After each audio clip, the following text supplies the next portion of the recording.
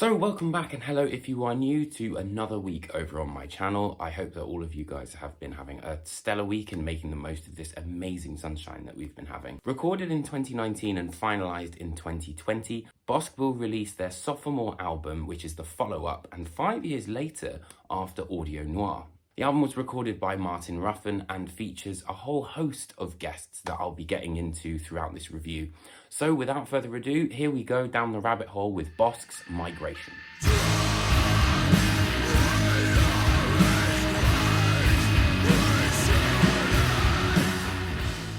Now, if you're not familiar with Bossk, they are very much a UK post-rock, post-metal, I guess, powerhouse. They've played with the likes of Converge, Neurosis, Amun-Ra, lots and lots of really, really great bands. So the first thing that is different is that they don't have their current singer. I don't know why, but there was a problem and he basically couldn't record vocals on the album. With that in mind, they decided to have two guest singers who are absolutely fantastic. The first is Johannes Persson from Cult of Luna, and the second is Josh McKeon from the amazing Palm Reader. Two very, very different, but also equally just as brilliant singers. So Johannes Persson appears on the song Men Here, which is kind of very much classic, what you would expect Johannes to be singing on. But the thing is with the duality of the two is that Johannes has a very gruff, powerful voice, which I think mirrors the edificial kind of riffs that Bossk put together.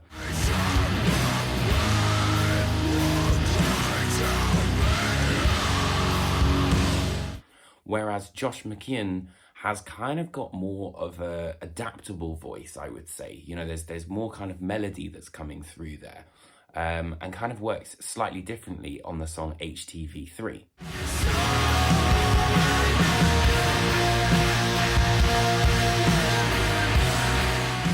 One of, I think, the most apparent things for me personally on Migration was the fact that it is a cold album. And it kind of gives you this sense of abandonment. I'm sure this is kind of heightened by that very, you know, black and grey monochrome photo they've used for the album. But it does really give you that sense of abandonment. And one of the things that I think really complements that is the use of noise. So the guys actually enlisted two people from Endon to help them on this album. Those two being Taro Aiko and Etsuo Nagura, who has since sadly passed away in 2020 last year. So these noises kind of start right from the beginning of the album on White Stork, which is essentially kind of like a 5-minute set piece for going into Men Here. But then you've also got Aita, where it's very much the sort of focal point of that track. I think it's only about a minute long. And then you've got Kibo, which for me has one of the most ominous riffs I've heard this year. But underneath that, there's always this undercurrent of noise, and it makes for quite an unsettling listen, to be fair.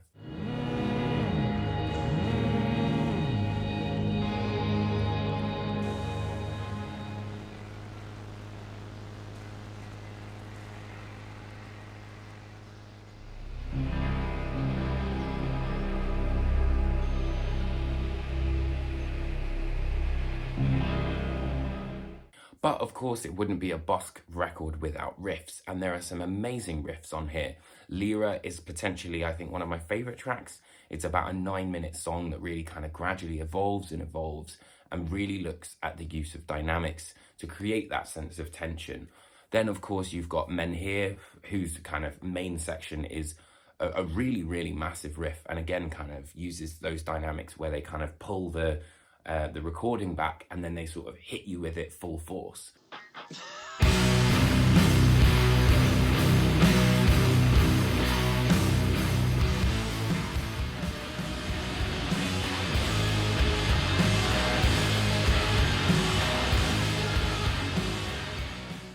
But for me, like I said, it's the way that the song slowly develops and kind of creates that push and pull of dynamics that really kind of interested me the most. Initially, I was kind of a bit like, oh wow, is this it? Kind of, is this how short it is? But to be fair, given its brevity, I think it allows for people to kind of come back. I definitely kind of enjoyed that a lot more. And the more you listen to it with these kind of noise effects, You know, I kind of felt like they were a bit superfluous in the beginning, but now I really kind of dig them. And you kind of get to listen to what, you know, what's kind of actually sort of being said, but beneath the riffs, which I thought was quite interesting. Bossk have returned with an album that is more battle hardened and kind of continues with their really quite iconic sound. Hopefully the next record won't take quite as long as 5 years to get here, but I'll be definitely listening when it does. Let me know what you think of this album review. I hope you enjoyed it, but I'd love to hear what your thoughts are. Let me know in the comment section below, and I'll see you guys very, very soon. Take care, my friends.